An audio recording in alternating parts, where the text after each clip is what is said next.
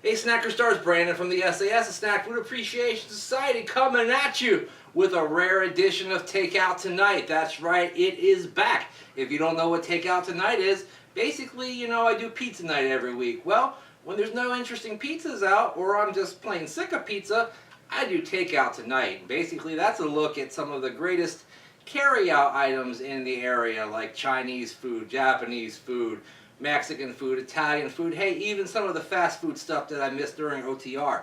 So hold on tight, buckle in, and get ready for a fun ride on TakeOut Tonight. The sAs is on the air everywhere. From border to border, coast to coast, and continent to continent, the sAs brings you the best in snack food, entertainment, and information. Tonight, from Rhode Island to Long Island, from Easter Island to Ellis Island, and yes, from Bird Island to indeed May Island, we are here at May Island to check out some Asian specialties. What will they have in store for us tonight on the return of TakeOut Tonight?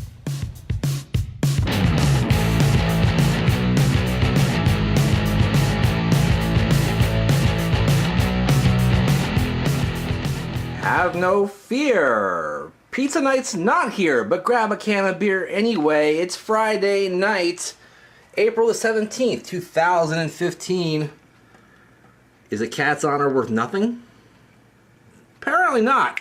Anyhow, like I said, this isn't Pizza Night, baby. This is TakeOut Tonight, returning to you for the first time in like 5 months.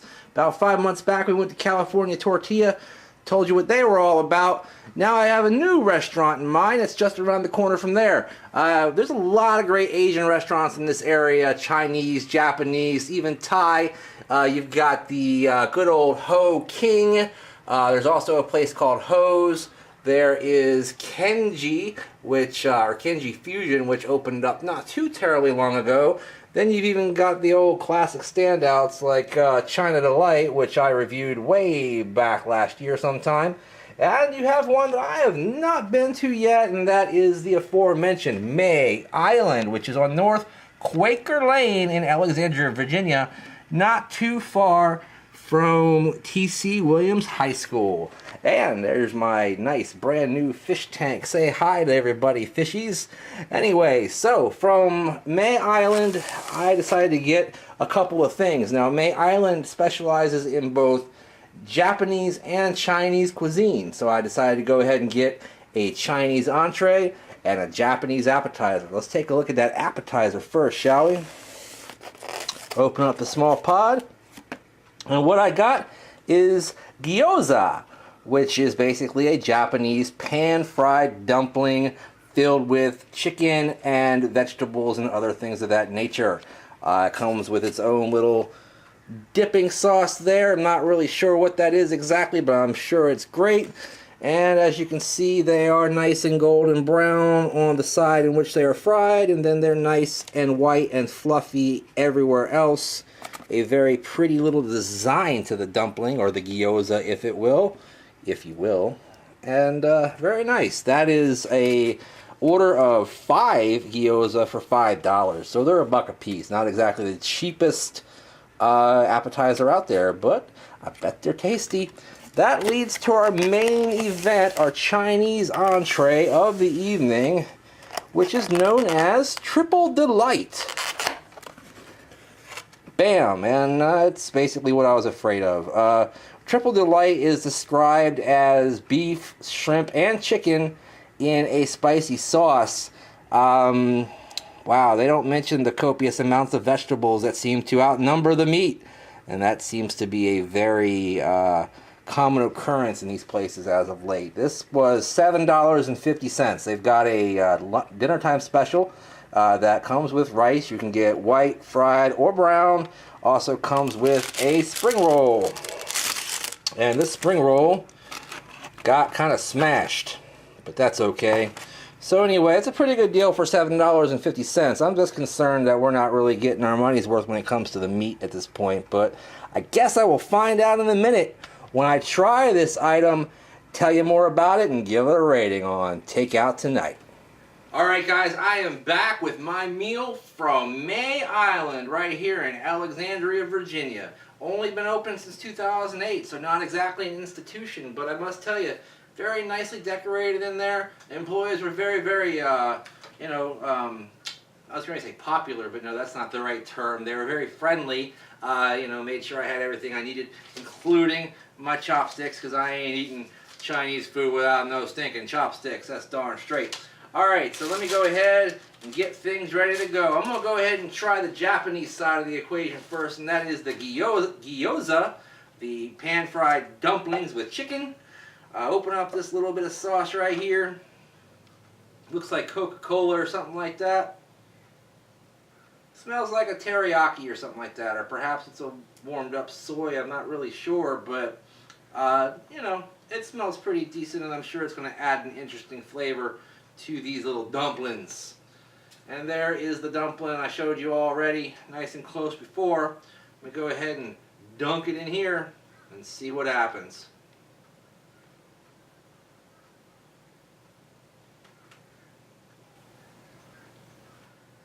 Pretty good. Well, we'll try this side now without the sauce and see what that tastes like. Not bad either way. Basically, the dough on the outside, I don't know if it's phyllo dough or whatever it is, phyllo dough, but it's a very nice springy feel to it. Got a nice, I don't know, not bland, but fairly plain flavor to the outside. Once you get to the inside, the salt picks up a little bit, nice and meaty, particularly without the sauce. You actually really taste the flavor of the chicken, and that tastes great. The ingredients on the inside are a little bit mushy, but I suppose that's the way they're supposed to be, as it appears just to be a little bit of a mushed up pulp that they put inside there. In terms of how they are cooked, I would actually like them to be a little bit more on the done side. In terms of the bottom, where it's on the pan fried, I'd like these a little bit crispy on the bottom, and basically the way they are everywhere else, just to add a little bit of contrast. But other than that, A-okay with me. I'm going to go ahead and give these a 3/4 thumbs up to start out the meal. Alright, moving on to our lonely little beat up looking spring roll. A little flat on the end there. Looks like a little spliff, if you know what I'm saying. That's alright. Smells very greasy the way a good spring roll does. You know what spring rolls are. No reason to really talk much more about it. Let me just go ahead and take a bite. Not the best spring rolls I've ever had. Not the worst. Fairly basic. Seems a little empty on the inside. Spring rolls generally have lots of veggies in them, carrots and I believe cabbage and stuff like that. Not really getting a whole lot of that stuff all the way throughout, and perhaps that's why it was a little more flat on that end. I don't know. Overall, pretty tasty, but like I said, not the best spring roll I ever had. I'm going to go ahead and give that a 5/8 of a thumbs up. Seems like it might have been sitting around a little while or something. I don't know. They say everything's cooked to order, but with things like egg rolls and spring rolls and some of the appetizers, you can bet they're probably, pre-prepared a little bit to a certain extent. Who knows? All right, let me break out my trusty chopsticks, get them free of any splinters or anything that may cause me some oral damage, and get right to this triple delight. It does come in a spicy sauce. I asked them to make it a little bit extra spicy for me. Let's see how that turns out. First thing on the docket is a nice big piece of beef. Alright, yep, that's a piece of beef, alright. Got a very pungent smell. I can smell peppers in the sauce, but it appears that the vegetables that they have provided with this are carrots, edamame, and broccoli, and it does appear that there is quite a bit of all of those in there. Let me go ahead and try out this beef.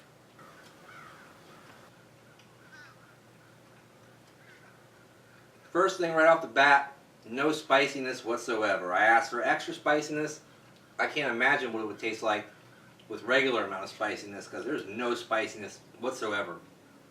The meat itself is salty, which is fine. A little bit on the chewy side, but not like rubbery or anything like that. Just a little bit of spring to it to let you know that it is meat. It's not just some mush. You know, otherwise very tender. Seems like it's a juicy cut of meat. Pretty good. Let me move on to the chicken.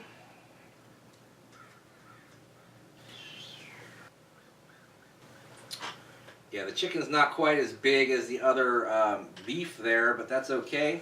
Let's see if it tastes like it.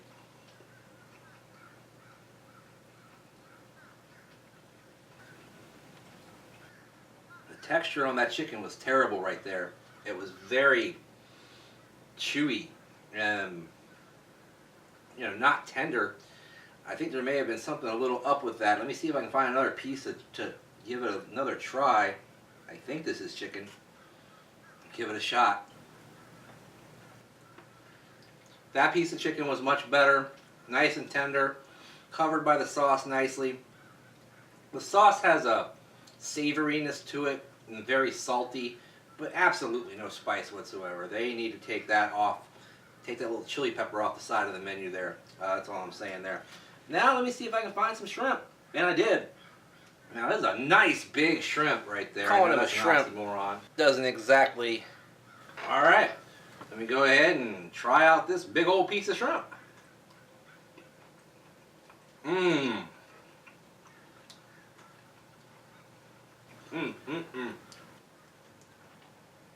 The shrimp is absolutely where it's at here. Perfectly cooked. Not mushy, not tough.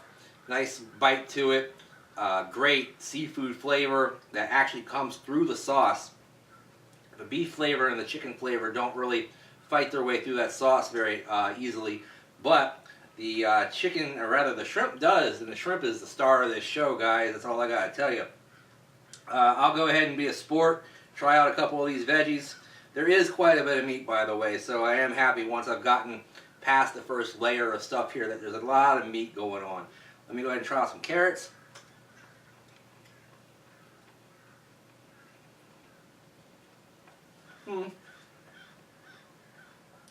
I'm not so anti-carrot. Those are nice and crunchy. Good carroty flavor, a little sweetness to them. Pretty tasty. Check out the edamame. Nope. And some broccoli.